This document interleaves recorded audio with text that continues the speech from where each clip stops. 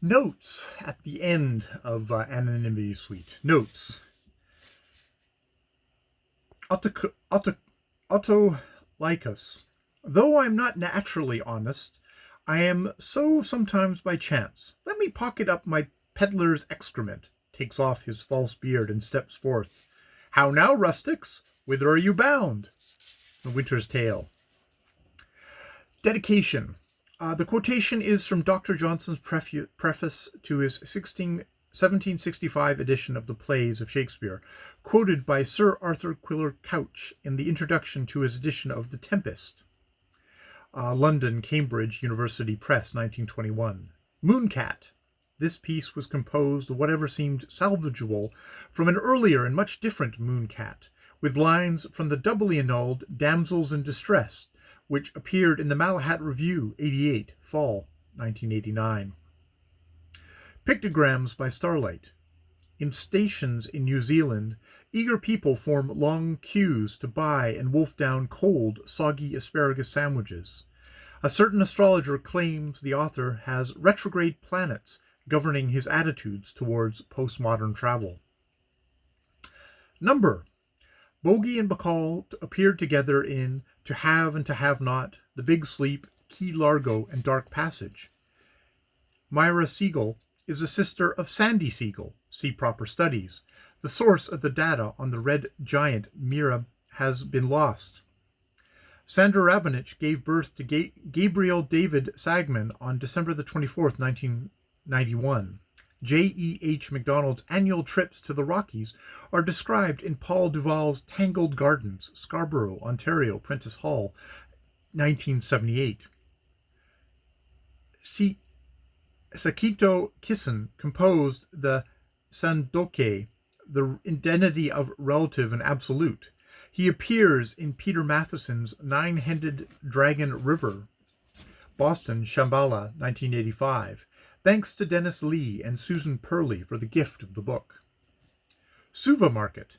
The inspiration to spend time in Fiji came from Ronald Wright's On Fiji Islands, New York, Viking, 1986. Susan's Dream. Susan equals Susan Parker. Barry equals BP Nickel. This is not to be taken as a coroner's report.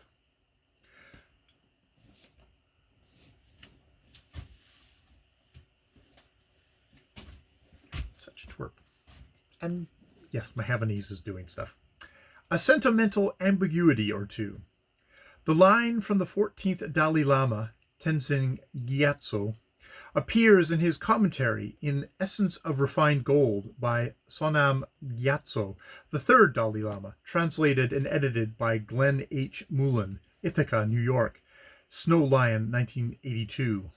Most people think of death all the time.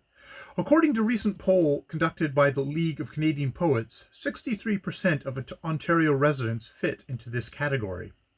The source for the Arthur C. Clarke prediction is his 1984 Spring, A Choice of Futures, New York, Ballantine, 1984. Magnolia Blossom seems to have been written following a domestic dilemma in which someone was heard to mutter, "Nothing, absolutely nothing, is where it's supposed to be." Certain lines proved incorrigible. Never leave me. Two famous poets are quoted in the same line, the penultimate, Matthew Arnold and William Butler Yeats. Also, 25 years ago, an elderly Scottish neighbor, frail and almost blind, pointed at a row of stuffed garbage bags and cried, "My God, it's the Loch Ness Monster." Spirit Bay. Anne Hungerford has to share the blame for this one. It's hard to throw away what a dear friend has begged you to save, though she wasn't wild about having the waves buying tickets. Dunce Macabre. Papa's friends in later years perhaps didn't agree with Franz Xavier Capus, the unintentionally ironic young poet to whom Rilke sent those wonderful letters, the one who said, "And where a great and unique man speaks, small men should keep silence." Chilling to think that Capus wrote this line in Berlin in 1929. He seemed to be preparing well for the nightmare to come. He eventually became a war correspondent and a writer of inconsequential novels, according to Wolfgang Lepman in his Rilke, A Life, translated by Russell M. Stockman, New York, from 1984. The Kappa's quote is from his introduction to Rilke's Letters to a Young Poet, translated by M. 8D. Herter Norton, New York, Norton, 1934. News from around the world. The title of the Jean Carré novel has been lost. Also the title of the duck poem, though the author is Al Purdy, and it appears in his collected poems. Toronto, McClellan and Stewart, 1986. My Friends Are Dying. There are two splendid Robert Eggleton paintings showing different views of an asteroid smashing into the Caribbean. One appears on the cover of the July 1991 issue of Astronomy, the other on pages 30-31 of the same issue. Bonnie's mother. As she returned to shore after the appearance of global peace, Bonnie witnessed a huge ball of fire and smoke. A small motorboat had burst into flames. The three occupants dived into the sea, and the burning wreck floated in towards the Kitsilano Coast Guard dock. The dock caught fire, and several automobiles parked on it were incinerated. Old Man Out for a Midnight Stroll. The events surrounding June 25th, 1178, would make a wonderful sci-fi movie. Carl Sagan tells the story in the Heaven and Hell chapter of his Cosmos, New York, Ballantine, 1980. The reference to the event is the mismatch stone in the ring of this poem. Lord Vishnu. The pilgrimage in stanza 2 occurred in 1835. The discovery in stanza 6 occurred in 1923. A father flirts with his daughter. Hard to imagine how these three gentlemen came to be in possession of three identical transparent glass bowls full of jello, but it was green and it quivered, so it must have been jello. Unfortunately, they had no spoons and had to resort to trying to drink the stuff. Other than that, the poem appears to be an excuse for an exercise in sentimentality. Bird watching in Italy with Kelly Gruber. So many overwrought, and often overweight, people have come forward to confess being the mysterious heckler. The whole thing seems to have acquired religious overtones. This would never happen in the United States. Look for Gruber to be traded this season. Some Other Spring. The mailboat image is from James Joyce's Ulysses and continues to haunt. Midnight Shadows.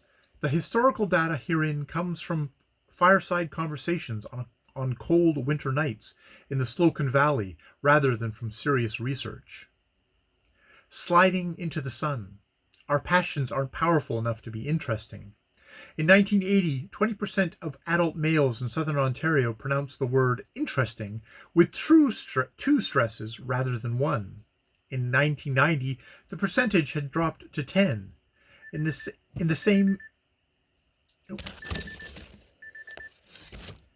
same period, among adult females in the same geographical area, the percentage rose from 10 to 20, according to polls conducted by the League of Canadian Poets. Interesting.